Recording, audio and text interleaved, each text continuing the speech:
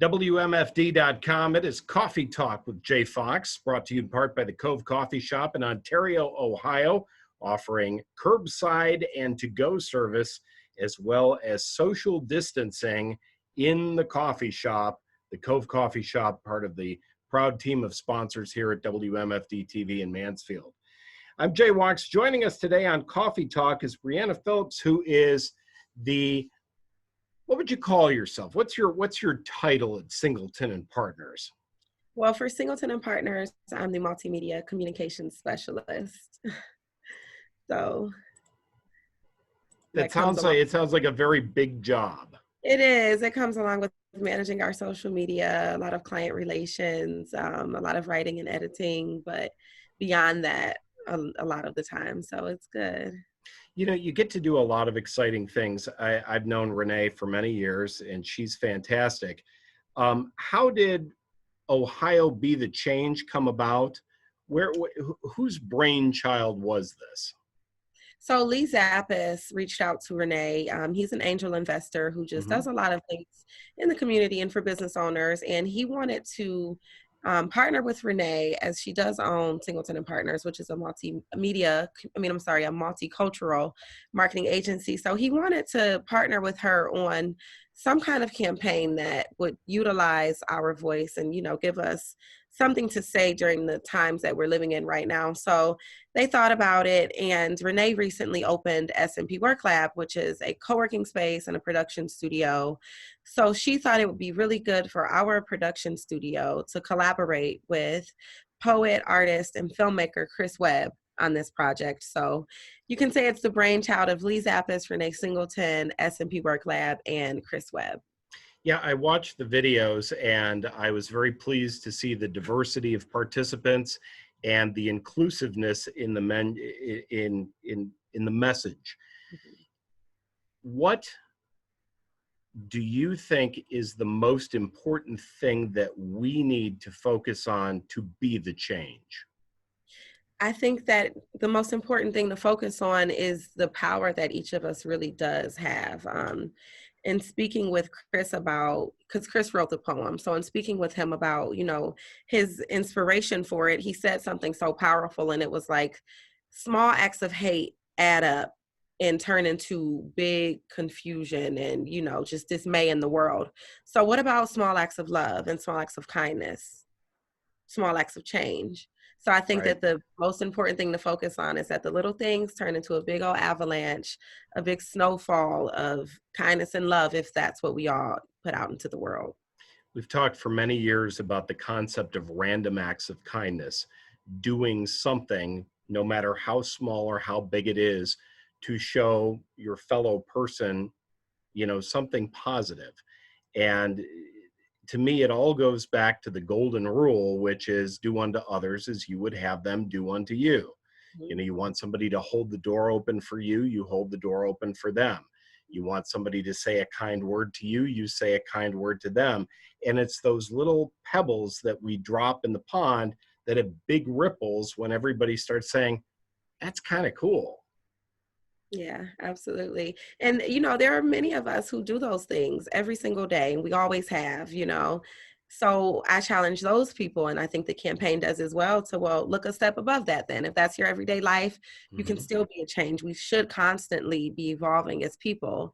So, for people who maintain that level, well, then what about starting conversations that are difficult to have? What about, healthy confrontation amongst family members, friends, and colleagues, who need to start at the very root of being the change? So there are many people who believe that the only thing that is important is the soul, what's within, and that the soul has no gender and no color and no race and no religion, and it's just one soul. That's it. When you hear something like that, how does that make you feel? Do you agree with that statement? I personally like the statement. I can definitely agree with it, because at the end of the day, what's inside of us, it doesn't look any different, right? That's exactly right. How our hearts beat, it's all the same. When we wake up in the morning, we each have to put one leg outside of the bed and then the other. So I agree with that. I like that. This campaign is focused on the positive. Mhm. And I like that it's focused on the positive, but in order to be positive, sometimes we have to understand the negative. We do. Why do you think there's so much hate in the world? Wow. I think I know that's the $1,000,000 question. it is. And my $1,000,000 answer is lack of understanding. Hmm. We avoid the difficult conversations. We try not to offend. We, pretend to be polite, even if what's in our hearts sometimes isn't. So I think that the lack of understanding is definitely at the root of it. But I want to know what everyone else thinks too. Do you think that more exposure will help to lessen the lack of understanding? More exposure in the sense of, In the sense of being exposed to different cultures, different people's experiences, essentially just hearing people's stories. I think that's the only way, whether it's through meeting new people, whether it's through literature, whether it's through watching more world news and national news opposed Hmm. to what's just going on in your neighborhood or within your friend group and things like that. I absolutely think that that's, again, the only way. Yeah. Because everybody's experience is very personal and very different. Hmm. And it doesn't matter, what continent you were raised on, or even if, we're all in the United States of America, what state, what city we were raised on. Even if we lived on the same block, we may have had a different experience. Absolutely. We refer to it, Renee and I have these conversations and we say filter. Your Hmm. filter, your personal filter is not only how you see the world, but it's, how you walk through the world is based on that. So if you only know what you know and you have not exposed yourself to, all the millions of other cultures and, ideas and ways of thinking, then how can you accurately, love and not judge someone whose life is nothing like yours? It goes back to trying to figure out how we can learn about other people's lives, because we can live in an insular world where we're just with our own family or our own people in our neighborhood or perhaps our own people in our religious institution, and we may have no exposure to people outside of that microcosm. How do we change the mindset to be even willing to learn about people that are different than ourselves? Through meeting people where they are. I don't think that every message, well, it's a fact that every message doesn't land on the recipient the same. So you have to cater to who you're trying to reach. That's why in the Be the Change campaign, in the video, there is not just one person, one type of person, one race, one sex, one age, anything, because each of us needs to see ourselves represented in the things that, are being said to us and pushed to us. So it's about understanding that no one's going to take a message the same way, depending on their filter. I was born in the late 1960s, literally just weeks after the Huff riots, and in a very, very divisive time culturally. In my 52 years, I don't recall another time as divisive as it is right now. Mm.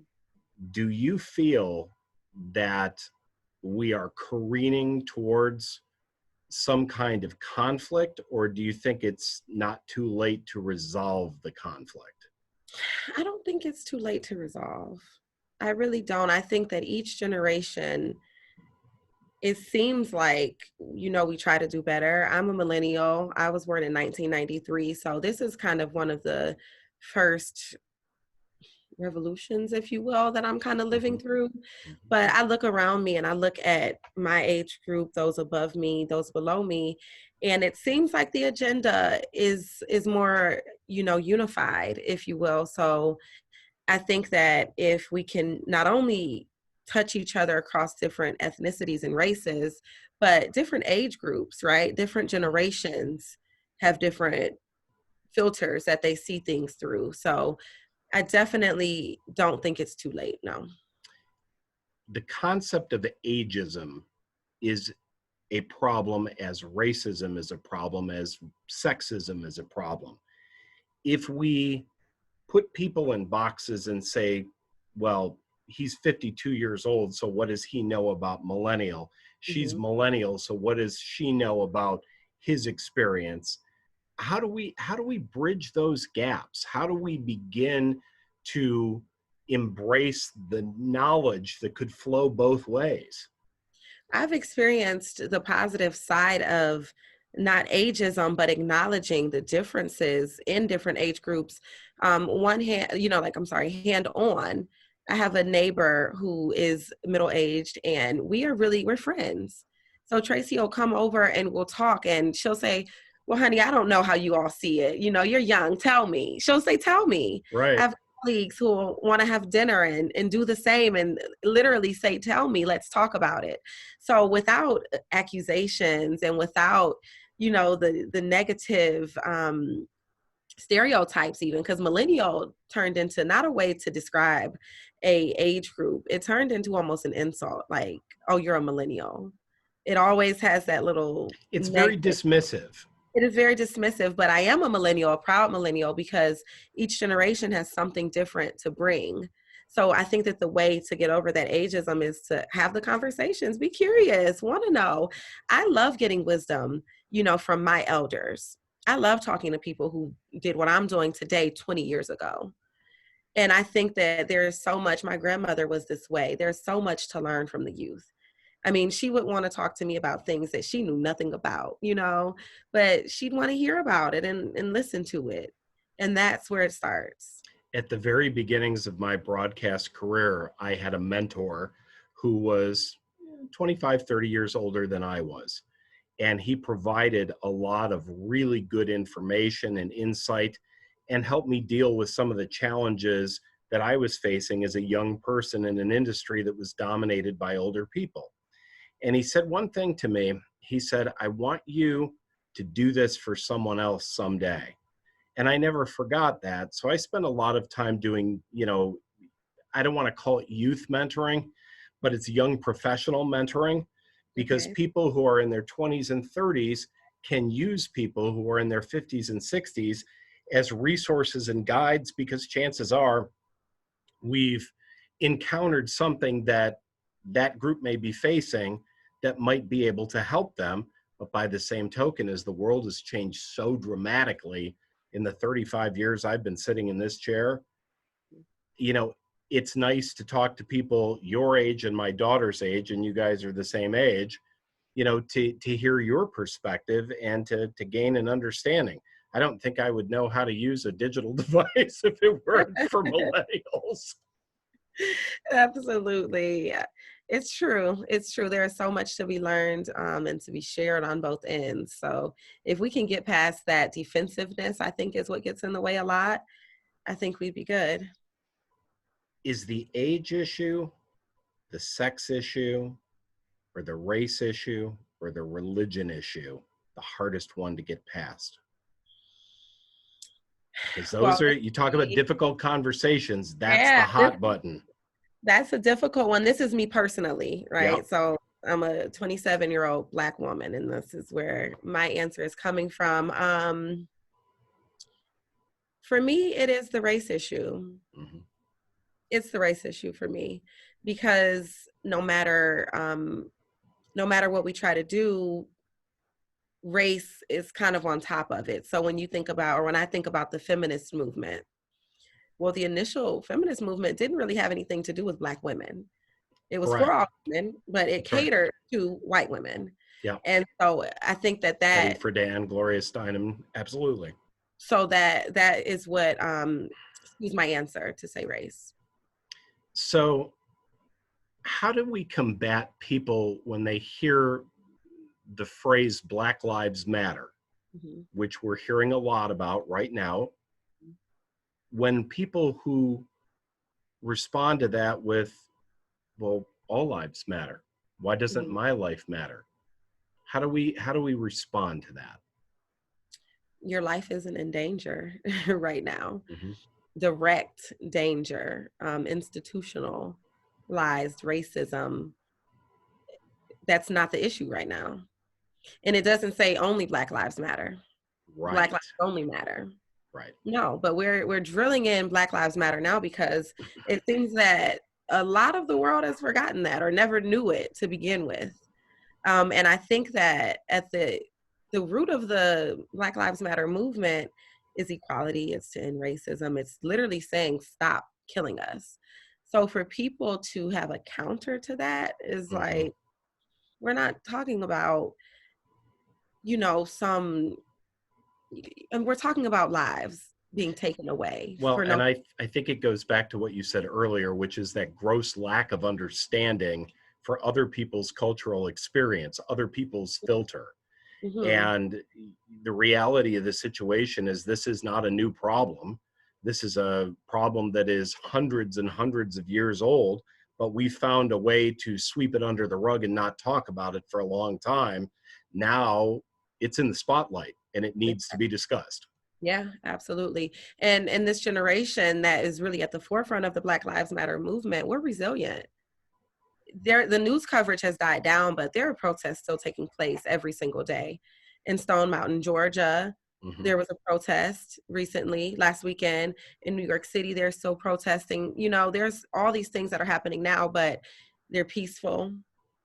There's no looting, there's no, vandalism going on. So where's the media So from a coverage? media perspective, why is it that only the negative gets disseminated? Why do we not see positive stories about peaceful protesting and people coming together and having dialogues and learning from each other? Why Is not? it That's what I'd like to Because see. that's not propaganda. That won't keep the hate and the fuel burning. That won't, it doesn't fit the agenda if you ask me personally. So that's why there is no media coverage of it. Um, and I don't know what we can do other than have the conversations with our colleagues, right? Mhm. So let's get the media coverage out there. Let's get the teams out there. So your station doesn't send you, well, pitch the story and get out there.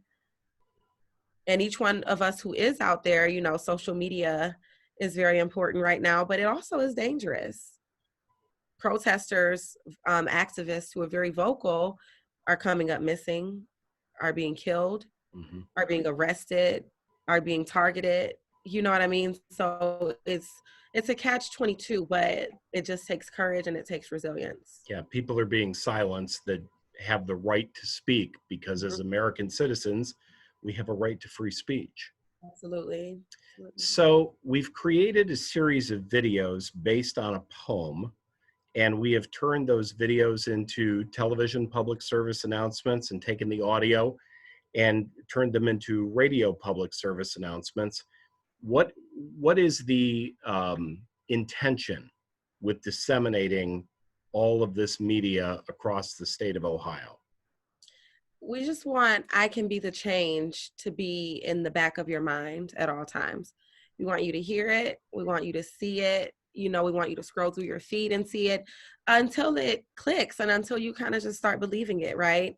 And the campaign is something that we're going to just keep adding on to. So hopefully it'll turn into something that will bring people out, but for now, we just want people to start to hear it and to look within and ask themselves, well, how can I be a change? So we've got different phases of it that we're going to roll out where I've sat with people and asked them to share with viewers, how they think it's possible and important to be a change in their everyday lives. I'm going to do some Zoom interviews and ask people to just send me over some videos saying how they can be the change, and hopefully someone who feels powerless or small will see someone just like them and feel encouraged that, I can do that too. So today is Thursday, July 9th, and this campaign started on Monday, July 6th. What has been the response so far? Are stations picking up the Station, PSAs and running with it? yes, absolutely. I just went ahead and Googled the campaign for fun, and I see that, smaller local websites are reposting some of the videos. I've done a ton of news interviews so far, and I have more scheduled. So I'm very, very happy that the power of the message is reaching how it should have been. Do you think this is going to expand beyond Ohio? I hope so. Yes. I knew that was the answer. You Right know, now, that it is just an Ohio campaign, but my God, if it could become national, yes. well, keep going. It should be international. Love that. The whole world should be the change. Absolutely, right? Right. Absolutely. But you're absolutely right. It starts in one neighborhood and expands to one city and Mhm. expands to a county and expands to a state and then a region and then more states. And that's how this gets started. I love it. Yep, So exactly. you guys have a new lab.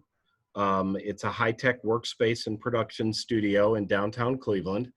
And is that something that what is the purpose of it? Is it, do we pay to use it? Is it free to the public? How does it work? So S&P Work Lab is a co-working space and a recording and production studio. So the co-working space, people can rent desks. So you can do a day pass, a weekly pass, I'm sorry, or a monthly membership to come in, use the high-speed internet, and work. Before COVID-19, we wanted people to come host their meetings here, conferences, lunches, Right. anything of that nature. But right now, we're kind of obviously having to pull back from that. But the co working space is still open and available for rentals, as is the production studio. It's rentable at an hourly rate. Um, we have a 25-foot cyc wall back there. We have unloading in the back, so it can be used for production, music videos, live streaming. You can build a set, photo shoots. We have a podcasting room. So it's just a full service production studio. And why did you guys feel that this was necessary? Because it's not every day that you see something like this created. Well, for one, with the production studio, the marketing agency Singleton and Partners has been around since 2002. And we outgrew our previous office, and Renee just wanted to expand the company. And um, what better service to offer our clients than an in-house production team and a production studio? Well, and it's also kind of cool to see the process unfold if you're a client. Yeah, absolutely, Hmm. absolutely. It's the And the magic. co-working, yeah, it is the magic, right? Yeah. And the co-working space is just a way to invite the community in and to get to know, all the creatives in Cleveland. So we wanted that to happen so that we can just become a united front and work together and combine all the many, many resources and talented people here in Cleveland. In 1981, when Lee and Zen Zapis changed the format of WZAK 93.1 FM in Cleveland from a multicultural ethnic station to an African American focused station, they became the change. They made a difference in the community. And for all of these years, and truth be told, I'm a WZAK alum. Um, we made a difference in the community, and that those properties are still making a difference in the community, albeit owned by Radio One now. Yeah. It's just, it's nice to see that the Zappas family's commitment to being the change continues all these years later. And it's real. I mean, working with Lee on this campaign has been very inspirational. Once you do the work and you get the success and you start to give back, it really is inspiring to those who are around you. So it's been a pleasure working on this. Are you finding that other groups are finding you, the LGBTQIA plus community, the Hispanic community, are they gravitating towards this as well? I can't say as of now that they are, but maybe we'll get more direct targeting going on and more Hmm. engagement on a one-on-one level. And I'm sure that because I mean that's what we do, right? We're just all inclusive. So Right. We can all be the change. The yes. website is ohioBeTheChange.org, correct? .com. .com, sorry, Yeah. ohioBeTheChange.com, OhioBeTheChange.com. And the folks behind it are the folks at Singleton and Partners in Cleveland, Ohio. Our guest has been Briana Phillips, and we thank you so much. I would like to follow up with you at the end of the summer and see how Okay. this campaign went. And Awesome. we're pleased to be helping you with our stations down here in Mansfield, Ohio as well. Thank you so much, Jay. And yes, thank you for all that you do for us down there in Mansfield. All right, you've been watching and listening to Coffee Talk from the Cove Coffee Shop in Ontario, Ohio. I'm Jay Fox. This is a product exclusively of WMFD TV and WMFD.com.